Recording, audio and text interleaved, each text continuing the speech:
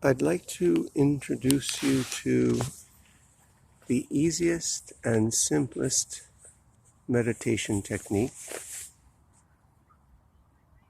Even if you have tried to meditate and failed, this one is so easy, I guarantee you'll be able to do it. All it takes is a little bit of persistence, dedicating a set time of day to do the meditation every day. Give it 48 days. Within 48 days, you'll find it very easy. I learned this meditation technique from my teacher, Yogi Ramaya, in 1971. He called it Shuddi Dhyana Kriya, or cleansing meditation technique, complete cleansing. I think he just called it cleansing. And the key point of this meditation technique is how effortless it is. Because as opposed to a meditation where you're visualizing something or paying attention to something and staying with something, in this case, you're not doing that. In this case, what you're doing is here's the technique. You sit quietly, you relax for a minute, drop into your body, notice what your body feels like in that moment of time and space. Close your eyes, and whatever happens next, well, I can tell you what's going to happen next. Within a short period of time, you're going to be thinking about things. You'll notice that you're starting to think about things. The moment you become aware that you're lost in a thought or paying attention to a sound, like right now I can hear the voices of some people in the distance. The moment you become aware that you're listening, stop listening. Don't push the sound away, don't fight it, but also don't hold on to it, don't continue it. Because in the case of an external sound, you'll still hear it, but it's the difference between hearing it as something in the background versus paying attention to it. You'll hear it, but you won't be listening to it. Most of what's going to happen is thoughts will arise. And as thoughts arise, just as they arise, the moment you're aware that you're thinking, you'll just let go of that thought. The same way that if you were holding a pencil, you would drop the pencil. You wouldn't throw it away. You wouldn't throw it away hard. You would just let go of it. Now, imagine that you suddenly became aware that you were holding a pencil, and the pencil was slimy and disgusting, as our thoughts sometimes can be. Or the pencil was on fire and dangerous, as our thoughts can sometimes be. In the real world, you would throw the pencil away, just as if you suddenly noticed that a snake was on you or a slimy worm. You would immediately brush it off. But in this case, because what we're talking about is something not real, we're talking about neurotransmitters, we're talking about thoughts, which are neurotransmitters. They're not concrete objects. There's actually no such thing as a thought. There's only the process of thinking. So the moment you realize you're engaged in the process of thinking, you disengage. You disassociate. It's a positive version of disassociation.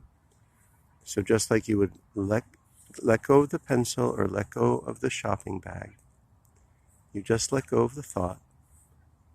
And what you're going to return to is this sort of quiet emptiness that you're cultivating in this meditation. Because what happens is you'll get to the point where there'll be long spaces of just silence. And that is so wonderful. where you just close your eyes and there's no thoughts, no thinking. Your mind just rests. And as you do that, you'll start to notice that your nervous system drops. And what I mean by your nervous system drops is that you'll start to feel really relaxed. You might notice your breathing slow down like that. You might notice a deeper exhale. And you'll just start to feel really calm. You might notice your heart beat softer and slower. And you might notice, if you're aware of the tension in your body, you'll notice the tension unwinding. That's what I mean by your nervous system dropping. So, to sort of portray what I'm talking about, so it's quiet. You start to have a thought. I'm sitting here in the park, and it's kind of like what is that doll, a wind-up doll that runs out of wind-up? So you have the thought, and then there's as you let go of the thought just dies. The thought just,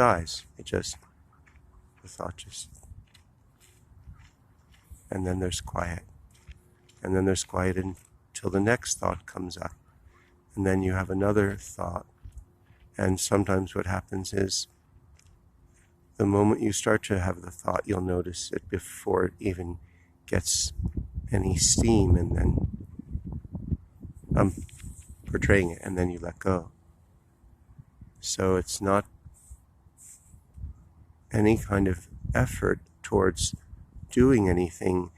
The effort is in the undoing, in the letting go, and letting go of anything that it is. So maybe your knee will start to hurt. This is very similar to Vipassana, but in Vipassana you're bringing your awareness back to the breath. The technique of letting go is very similar, but rather than come back to the breath, you come back to nothing. And so if there's an uncomfortable physical sensation, and you realize that you're paying attention to the discomfort in your body, pain in the knee, and then you might even also notice that you're tensing up around that pain as a response to the pain, then you just let go of that. The moment you realize that you're doing it, the moment you realize that you're focusing on the pain, you step back from it, you disassociate it from it. The pain might still be there, but it's the question of paying attention or not.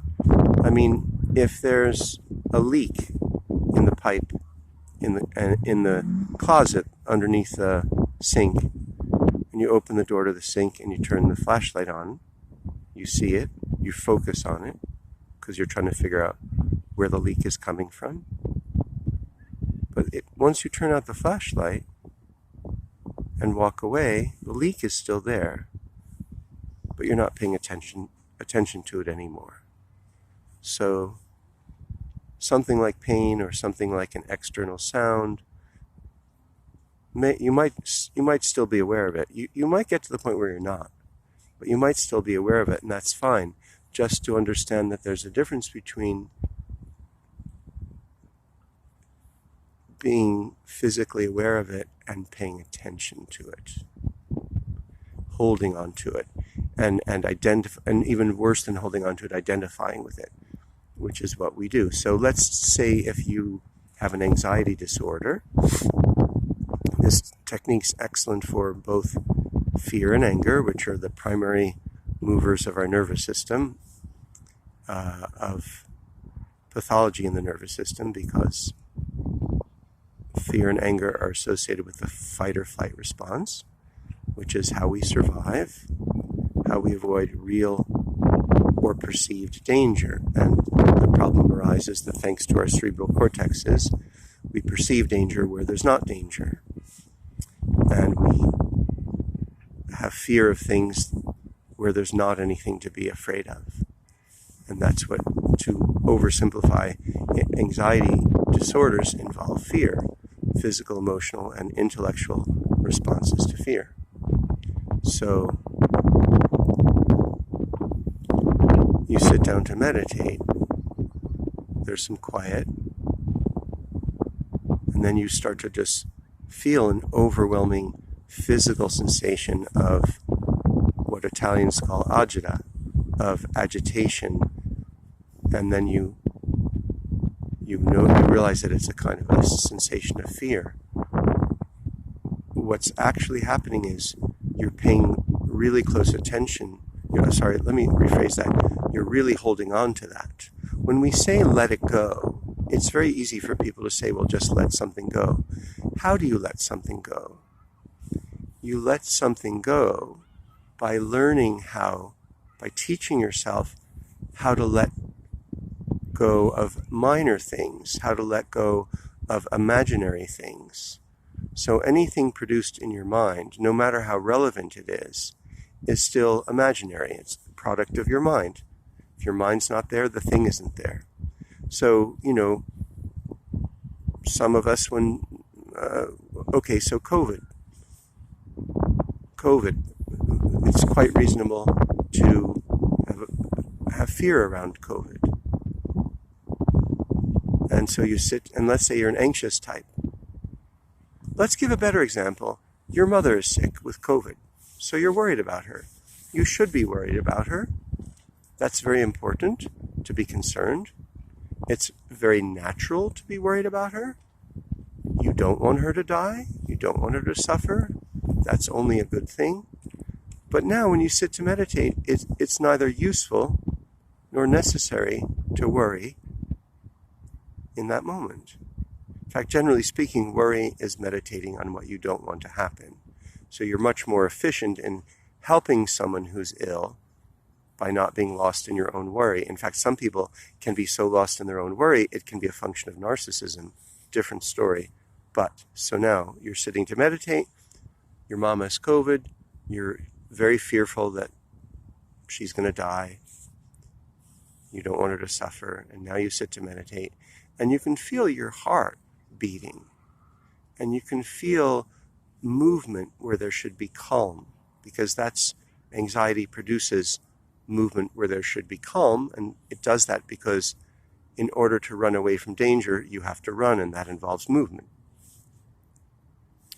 So, the moment you become aware of that, the moment you really realize what you're feeling, as opposed to, because when you're lost in it, you don't even realize you're feeling it, right? That's why people will say, I realized that X, Y, Z.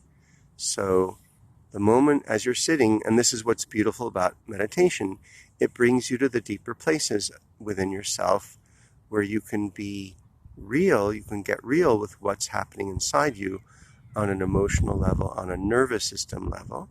So now, because some people are just habitually nervous without needing any specific thing to be nervous about, just like some people are habitually angry and they make everything into a fight.